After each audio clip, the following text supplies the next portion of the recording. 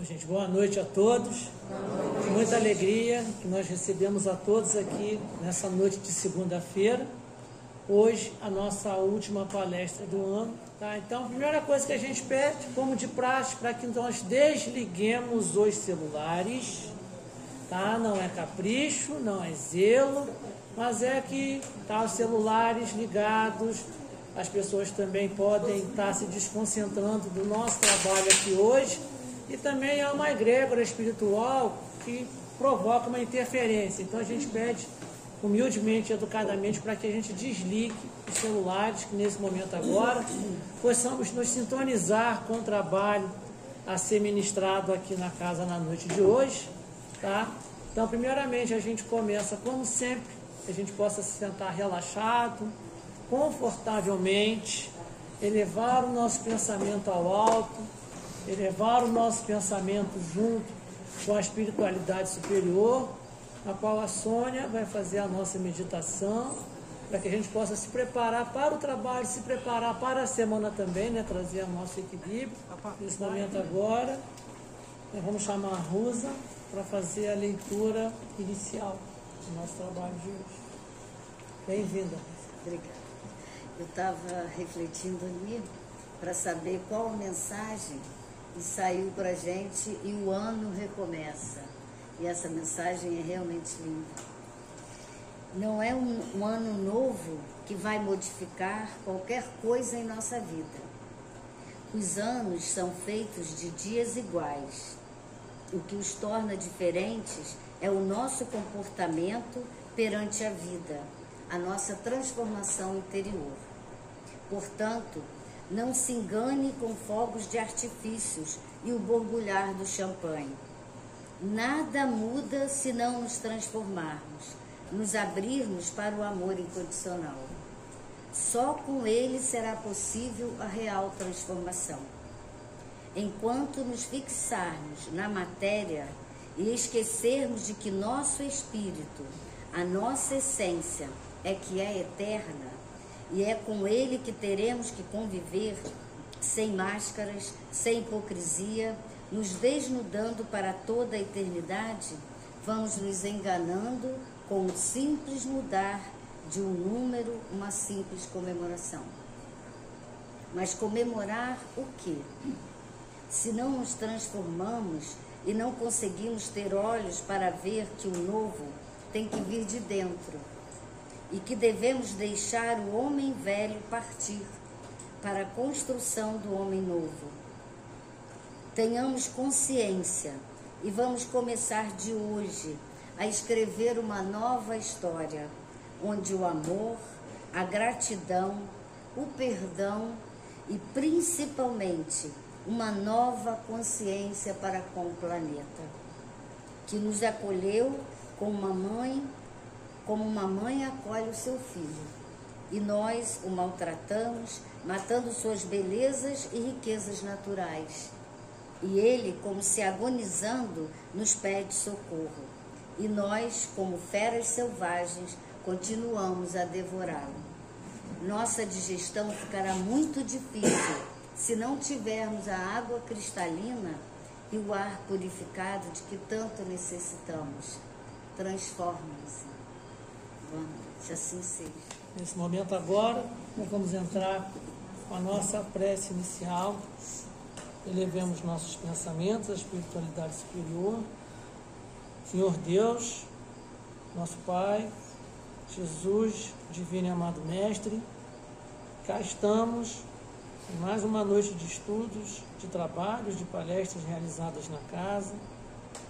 Pedimos vossa iluminação, vossa proteção, vossa firmeza a todos os nossos amigos espirituais que possam nos intuir nessa noite de hoje, ao nosso irmão que terá o uso da palavra hoje, possa ser acolhido, recebido, intuído pelos irmãos da espiritualidade, e que possamos sair daqui com paz, com segurança, com calma, com as mensagens a serem aqui colocadas hoje, para fortalecer a nossa semana, nosso trabalho, nossa vida, hoje e sempre ficar conosco, Senhor, que assim seja.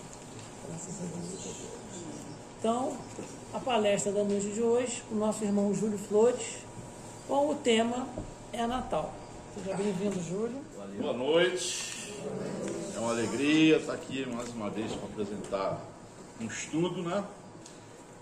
Um estudo do ano nessa casa. Semana que vem nós temos festa. Fazer festa é muito bom, né?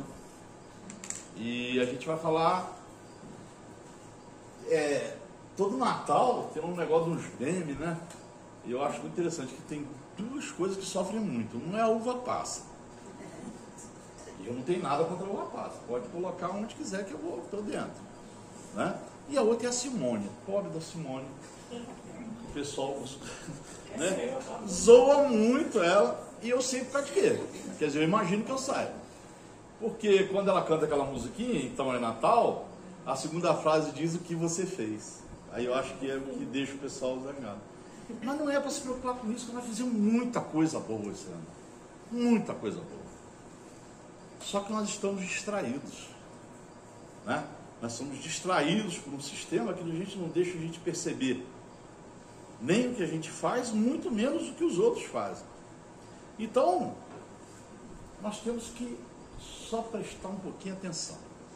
Se a gente prestar atenção, a gente vai ver que a gente faz muita coisa boa. E a gente vai descobrir várias oportunidades de fazer coisa boa.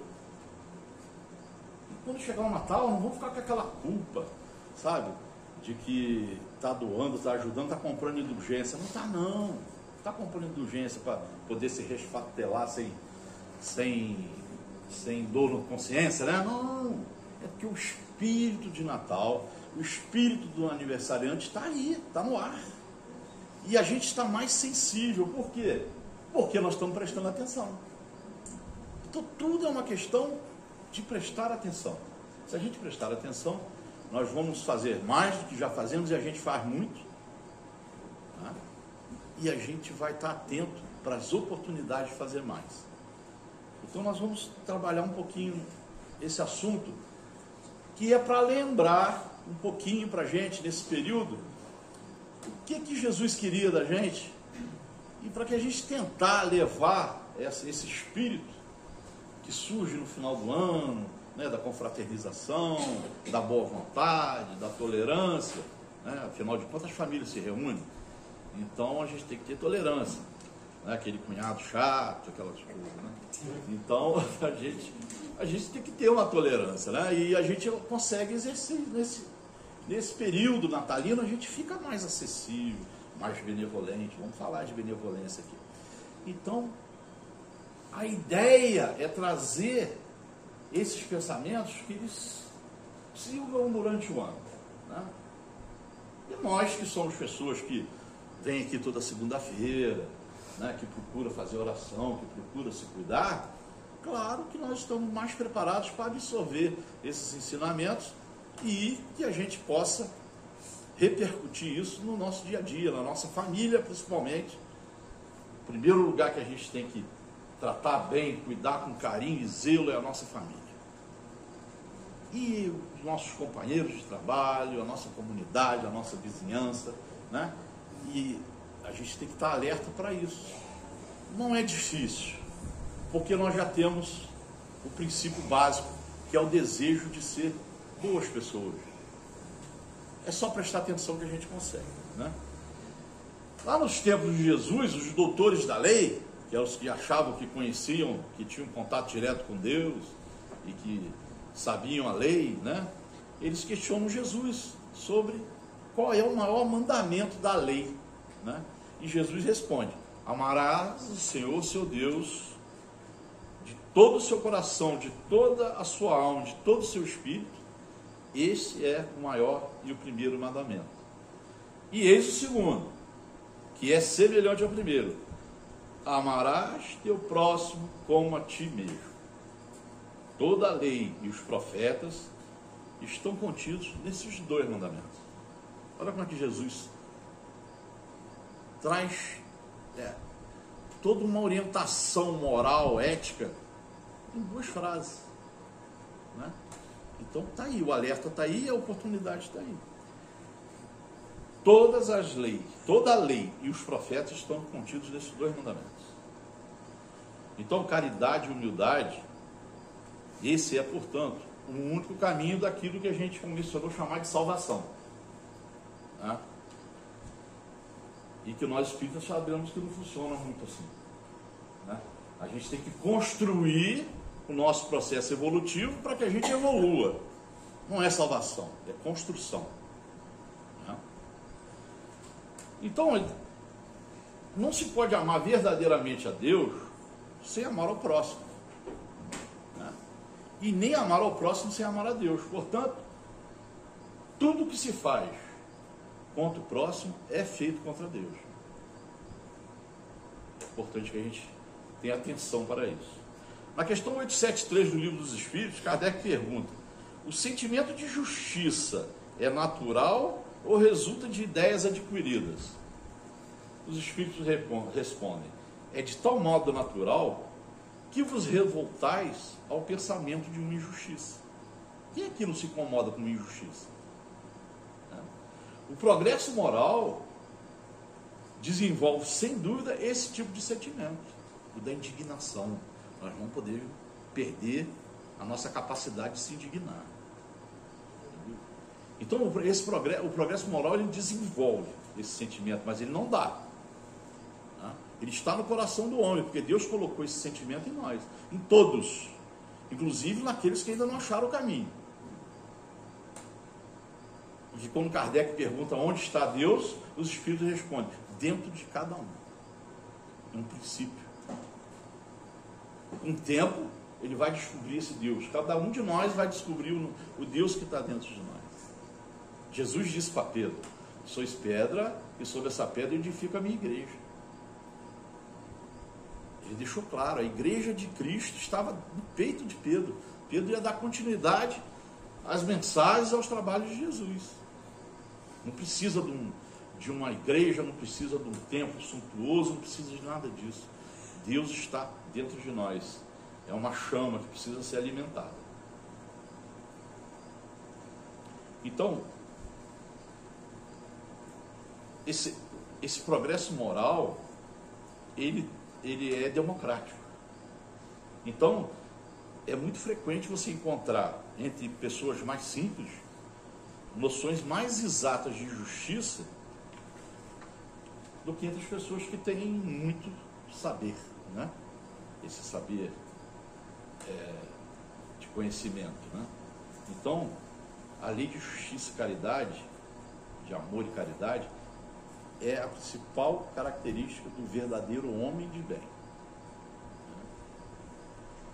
E aí tem algumas perguntas que vêm em mente com isso. Por que o comportamento caridoso não é algo espontâneo, natural em todos? Quando nos envolvemos na caridade, o que vale mais? Quantidade ou qualidade? Quais as formas de expressão da caridade? O autêntico comportamento caridoso espera por reconhecimento, gratidão ou qualquer tipo de recompensa? O comportamento caridoso nem sempre é algo espontâneo e natural em muitos de nós, né? Quantas vezes a gente não produz desculpas para não nos envolvermos com o próximo, né? A gente tem que prestar atenção.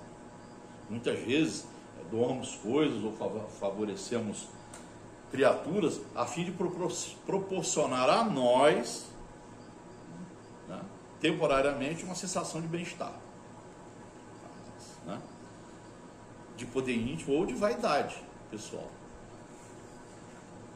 Mas Jesus ensinou que o que vale são as motivações e as intenções que geram a caridade. Lembra da oferta do óbolo da viúva?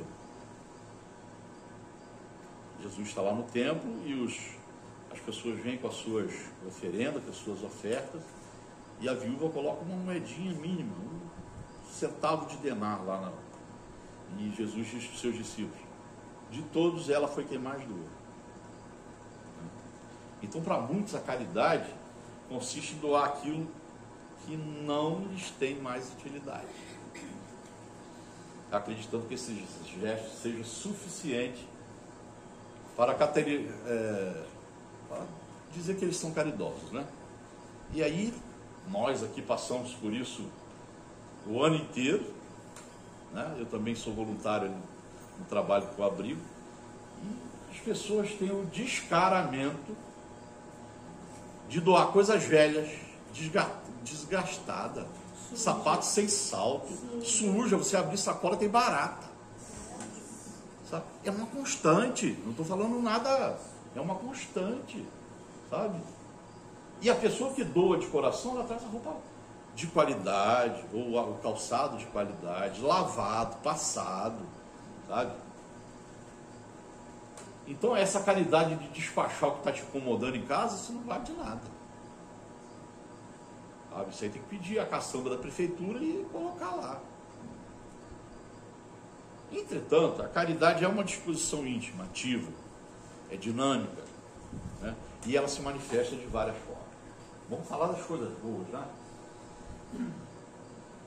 Ela se manifesta em pensamento, em bondade, em conselhos úteis, em alimentos e recursos na hora certa, em força que reanima, né? O autêntico comportamento caridoso é aquele que não espera ou exige reconhecimento, gratidão ou qualquer tipo de recompensa. E é justamente esse desapego dos resultados que caracteriza um indivíduo caridoso. Ele não tem expectativa, ele faz o trabalho dele, ele não quer se promover, ele não quer aparecer, entendeu? Ele se disponibiliza ao outro pela simples satisfação que isso proporciona, né? Nós temos um trabalho aqui para o abrigo da campanha do quilo. A campanha do quilo tem 80 anos em Nova Friburgo. E às vezes a gente chega lá, são 3 domingos de campanha. Às vezes a gente chega lá no domingo, tem 10 pessoas. Aí você encontra a gente na rua e fala assim, mas vocês não passam na minha rua, mas nós não temos voluntário. Para vocês terem uma ideia, eu sou um dos mais jovens da campanha. Nós estamos precisando de voluntário. É 1h30 que a gente sai nas ruas, junto com o carro do abrigo, recolhendo alimentos. E as pessoas estão dispostas a doar, mas não temos gente suficiente para arrecadar. E uma campanha que tem 80 anos. O abrigo, com essa arrecadação, ele não gasta dinheiro com os itens não perecíveis, arroz, feijão, óleo de soja, fubá, canjiquinha. Eles não gastam dinheiro com isso, é fundamental para a contabilidade deles. E é uma sensação que vocês não... Só quem faz é que sabe. A sensação que é você sair 9 horas em casa, vai lá, quando dá 11h30, meio-dia, você está em casa e você está leve. O sentimento que você tem, por quê? Porque os espíritos te acompanham. Há um tempo atrás, teve uma reunião lá que a gente sai do lado fraternal.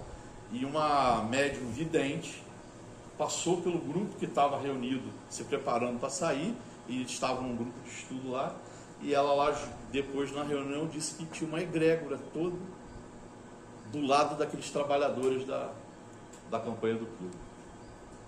A gente não fica sozinho, a gente é acompanhado o tempo todo.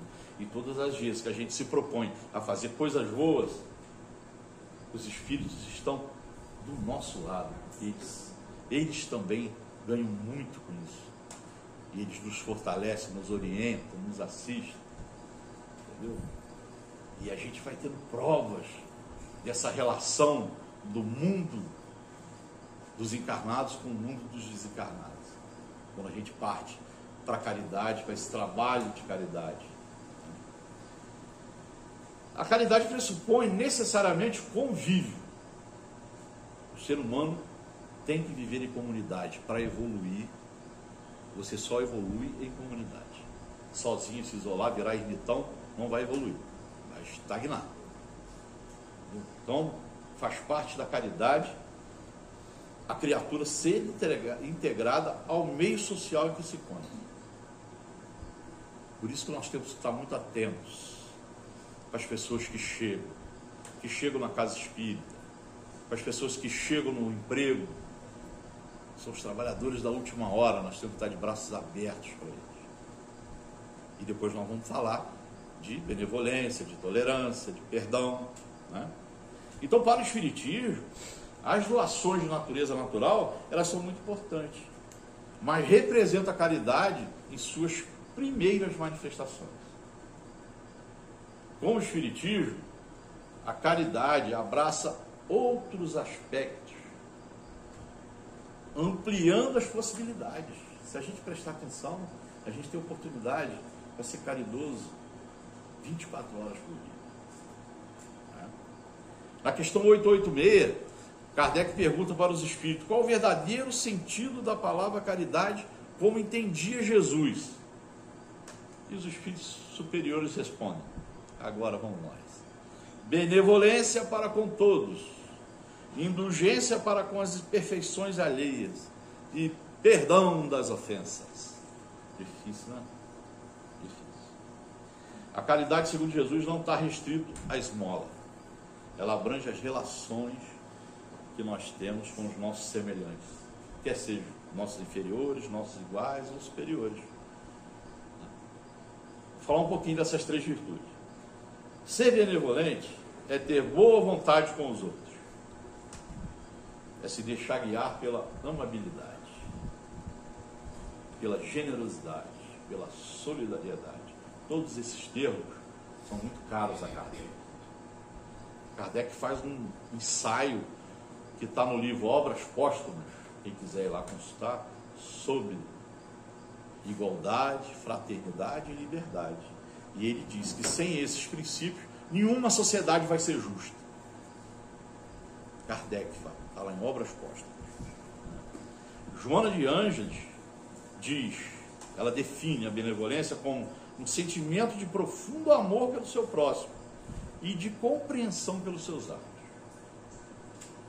E é nesse ponto que nós podemos destacar a indulgência, né? Que é outra virtude. A indulgência é a capacidade de aceitar e tolerar as atitudes alheias. E tendo paciência, menos severidade com erros e equívocos. Mas essa caridade é a mais difícil de ser praticada, né? Que é uma caridade moral. Porque nós simplesmente não sabemos lidar com as imperfeições alheias. É muito difícil. E por que da nossa dificuldade perante os defeitos alheios? Simplesmente porque não sabemos entender e trabalhar as nossas próprias deficiências, né? Geralmente funciona como espelho. Aquilo que nos incomoda pode ser que seja que a gente está vendo no outro aquilo que a gente é. Quando alguma situação nos exige o exercício dessa tolerância, a reação mais comum é nos agarrarmos aos próprios conceitos, preconceitos, concepções e melindres, né? A gente vê uma sociedade onde se discrimina, se condena, se julga por uma coisa que você nem foi consultado, né? Você não tem que dar opinião se tem um casamento gay. Se você não é o noivo ou a noiva, você tem que ir a ver com isso, né? Você não tem que se meter naquilo que é de um indivíduo. O Estado não tem que se meter no que é do indivíduo. Nós temos que aceitar as pessoas como elas são e conviver com as diferenças. Isso é um exercício de tolerância. Pode te incomodar, não sei, pode, mas vai trabalhar isso aí, cara. Vai procurar um psicólogo, entendeu? Vai tentar resolver. Agora, querer agredir, querer violentar, entendeu? Querer matar uma pessoa porque ela não quer mais se relacionar com você, isso não cabe na ética e na moral do Cristo. Então, nós temos que trabalhar as nossas concepções, os nossos melindres, os nossos preconceitos, né? Se não der para trabalhar só com o estudo, com a espiritualidade, você tem que procurar ajuda profissional. Se você se incomoda muito com isso, se isso está te fazendo mal, alguma coisa está errada contigo. Porque quando a gente se conscientiza do esforço que precisamos empreender para superar nossas limitações, nós nos habilitamos à compreensão da luta alheia, né? É a empatia. Quando nos percebemos na condição de aprendizes da vida, constatamos que o outro também é. Entendeu? E o terceiro aspecto da caridade, na definição espírita, é o perdão. Aí que o bicho pega, né? Aí que é difícil para a gente demais. É um processo que nós vamos ter que vir aqui várias vezes. Enquanto a gente não superar essas três, enquanto a gente não absorver e não exercitar essas três virtudes, a benevolência, a indulgência e o perdão, nós vamos ter que voltar. Mas a boa notícia é que nós vamos conseguir. Dure o tempo que for, cada um no seu tempo. Uns vão mais rápido, outros vão menos rápido, mas todos nós chegaremos. Essa é a diferença dessa filosofia, porque ela nos propõe a vida eterna e ela se oferece como pedagogia. Ela nos educa e nos ensina para que a gente atinja esse objetivo. Cada um no seu tempo. Não tem que ficar ansioso. Só temos que ficar alerta, atentos. A grande ideia desse estudo hoje é que a gente fique atento e que esse espírito de Natal nos acompanhe durante todo o ano. Né? Então, o perdão é um ponto delicado, porque a maioria de nós ainda não consegue. Né? Consegue elaborar de maneira eficiente o próprio orgulho, né? O orgulho ferido, de alguma maneira, a gente não consegue. Por isso que os Espíritos dizem que perdoar é libertar-se.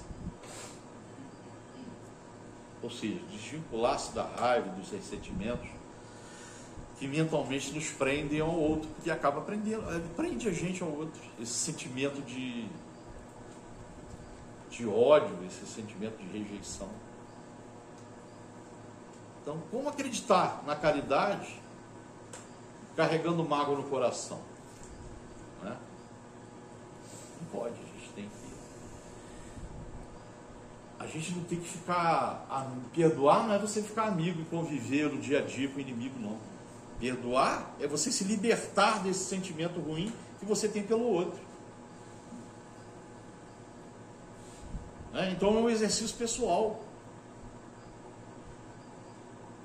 mas não é fácil. Né?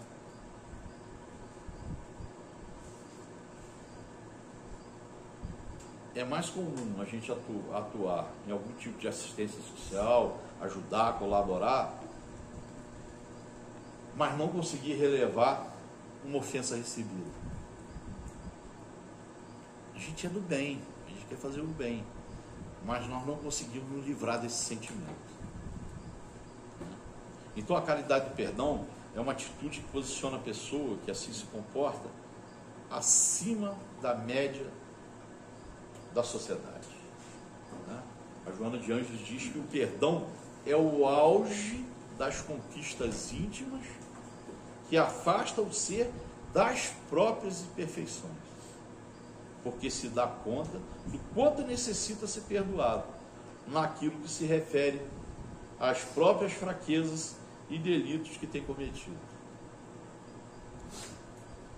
A caridade é tão fundamental para o ser humano que ela é uma lei de Deus, uma lei para a evolução das criaturas. Tá? Então não foi sem razão que os espíritos superiores ensinaram que fora da caridade não há salvação. Salvação com aquele sentido que eu falei lá no início, da nossa construção evolutiva. A A salvação é isso aí. Não é aquela que você foi bonzinho, ruimzinho, vai para o inferno, vai para o céu. Não é essa. A salvação como construção do nosso processo evolutivo. Então, essa máxima recebe tratamento destacado no Evangelho segundo o Espiritismo. Está lá. Como salvar seu trabalho construtivo no bem? Como poderíamos evoluir sozinhos, sem o próximo? Não tem como. Porque a gente tem que exercitar isso. Todas essas virtudes têm que ser exercitadas. E com o tempo a gente vai superando as dificuldades e evoluindo. Os homens precisam um dos outros para aprenderem juntos, né? Para tocarem afetos, para se auxiliarem mutuamente. Você imagina, num mundo tão bagunçado que a gente vive, sem caridade, né? Ocorreria, o que a gente já via era frieza, diferença, o que a gente vê em alguns momentos, enfim, o intensificar das dores e os problemas humanos. Porque o problema daquele irmão mais humilde, o problema daquele irmão da comunidade, ele é nosso problema. O que está acontecendo com a sociedade? Né? A sociedade está se aprisionando. São os condomínios fechados, né? As grades dos prédios, nas portarias, as câmeras filmando 24 horas. E esse mundo é um mundo complicado. Por isso que eu falo que essa história de planeta, de transição planetária e planeta de regeneração, nós estamos empurrando isso com a barriga faz tempo. Desde Kardec, passando por Chico. E estamos indo. Agora estamos passando por Júlio Lancelotti. Né? E estamos empurrando essa regeneração, essa transição, lá para daqui 200 anos. E olhe lá. Eu estou sendo otimista, eu sou um otimista. O espírita é otimista. Né? Um sujeito que acredita na vida eterna e que vai evoluir sempre é um otimista. E eu fico muito feliz por isso. Né? Existe um pensamento que diz, tem até uma musiquinha que eu lembro do tempo atrás, que as mãos que oferecem flores ficam perfumadas. Né? Assim é a vida. Né? Ela sempre responde com o que fazemos. E é assim mesmo. Mais uma vez vou lembrar que a gente só não percebe que estamos distraídos. Eu falo sempre isso aqui, vou repetir de novo. E toda vez que me der a oportunidade de falar aqui ou em outras casas, eu vou falar sempre isso. O demônio é o sistema. Porque o sistema te distrai. Ele te mexe com aquilo que, com o sentimento mais perverso que o ser humano tem, que é o desejo. E eles aprenderam a dominar o nosso desejo. E eles colocam desejo em tudo que a gente faz, criam necessidades que nós não temos, e a gente vai na onda e a gente se distrai. E quando a gente se distrai, a gente se esquece da gente, e Jesus pedia que a gente amar ao próximo como a ti mesmo. E a gente esquece do próximo. Porque nós estamos distraídos. Então, praticando o bem, nós teremos o bem a nosso favor. Nós teremos um amor ampliado dentro de nós. Fazer o bem aumenta esse sentimento de amor, esse sentimento de prazeroso, de realização. Entendeu? As ações de caridade, elas devem ser fortalecidas no sentido da prática do amor. O amor é um amor emancipatório. Então nós devemos estar atentos às adversidades que impedem nossos irmãos de se libertarem da condição de necessitado. É por isso que Paulo diz que a caridade material, ela é primária. A maior caridade é aquela que resgata a dignidade. Porque ninguém gosta de receber cesta básica. Ninguém gosta disso. Nenhum pai de família, nenhuma mãe de família se sente feliz assim. Por isso que nós devemos ser sempre muito discretos na hora de doar, de entregar uma doação, de dar uma cesta básica. Sabe, não tem que tirar selfie e postar nas redes, não. Pense na dignidade daquele cidadão, daquela cidadã. Eles queriam estar trabalhando. E aí, praticar a caridade que transforma a sociedade é enfrentar as lógicas sociais que perpetuam as diferenças. Então nós temos que ter cidadãos ativos nesse enfrentamento que perpetua a miséria humana. Nós temos que enfrentar enquanto cidadãos, porque caridade também é ser um cidadão exemplar, ser um bom cidadão. E ser um bom cidadão é você se preocupar com o seu entorno. O que está acontecendo com as pessoas, com os seus vizinhos, com seus conterrâneos. Como Jesus, nós devemos escolher um lado. Jesus escolheu um lado, claramente. E foi preso, torturado e assassinado pelas escolhas que ele fez. Então nós também devemos estar alertas para a caridade cidadã. A caridade cidadã é aquela que atua no sentido do resgate da dignidade daqueles que são invisíveis para a grande parte da sociedade. Essa mensagem é importante nesse momento em que nossos corações estão tomados por esse clima do aniversariante.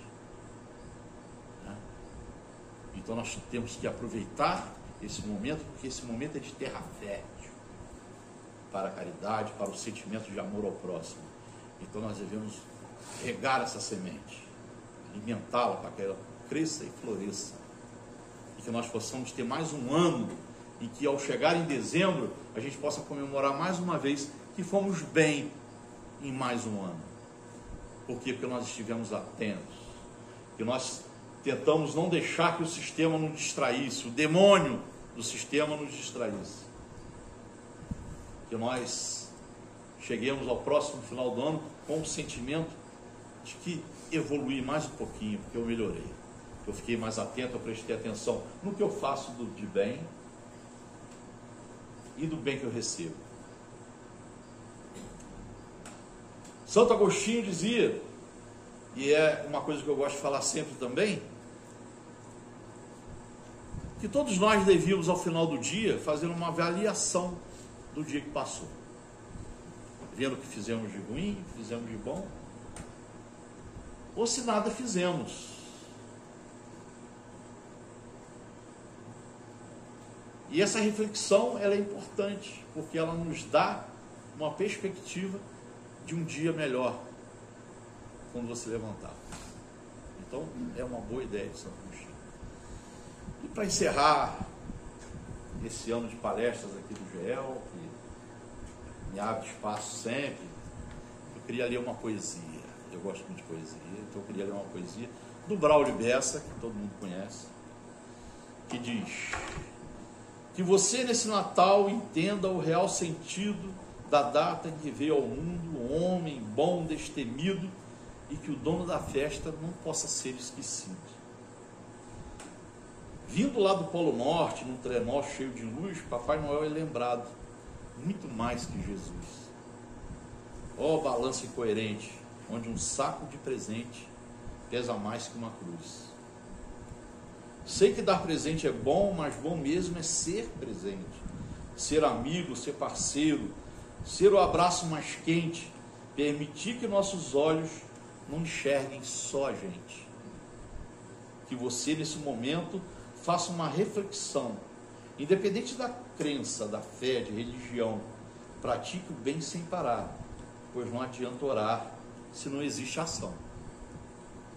Alimente o faminto que vive no meio da rua, agasalhe o indigente coberto só pela lua, sua parte é ajudar, e o mundo pode mudar, cada um fazendo a sua. Abrace um desconhecido, perdoe quem lhe feriu, Se esforce para reerguer um amigo que caiu e tente dar esperança para alguém que desistiu. Convença quem está triste que vale a pena sorrir. Aconselhe quem parou que ainda dá para seguir. E para aquele que errou, dá tempo de corrigir. Faça o bem por qualquer um, sem perguntar o porquê. Parece fora de moda, só meio que clichê, mas quando se ajuda alguém, o ajudado é você. Que você possa ser bom, começando de janeiro, e que esse sentimento se firme e verdadeiro, que você viva o Natal todo ano, o ano inteiro. Saúde e paz, muito obrigado. Vamos agora aos passes. Obrigado, Júlio. A Sônia vai fazer a prece durante o passe. Bem, vamos então nos entregar, abrindo nossos corações para receber as bênçãos maravilhosas que são derramadas aqui sobre nós. Que possamos ter o merecimento de recebê-las. Pedimos ao Dr. Bezerra de Menezes que esteja presente nesse instante, nos aliviando, nos curando, nos ajudando. Pedimos então, nós te rogamos, Pai, de infinita bondade e justiça, as graças de Jesus Cristo, através de Bezerra de Menezes e toda a legião de companheiros.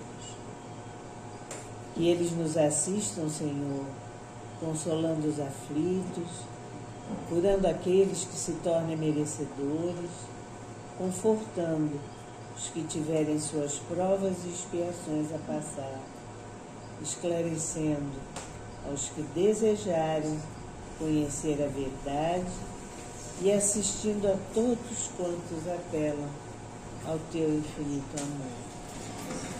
Jesus, divino portador da paz, da graça e da verdade, estende tuas mãos dadivosas em socorro daqueles que te reconhecem, o despenseiro fiel e prudente.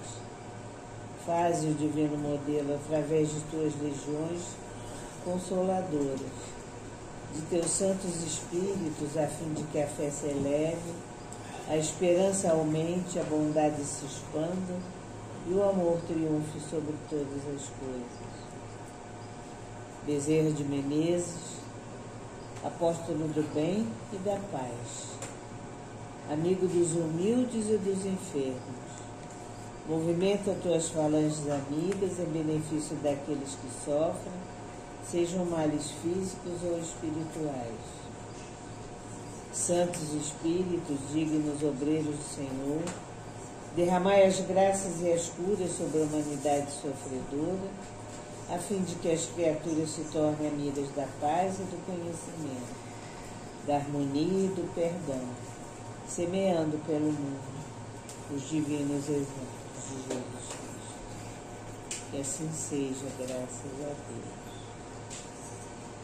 Quando bebermos nossa água fluidificada, imaginemos que ela vai direto ao nosso coração e cure nossos corpos físico, etérico, emocional, mental e espiritual.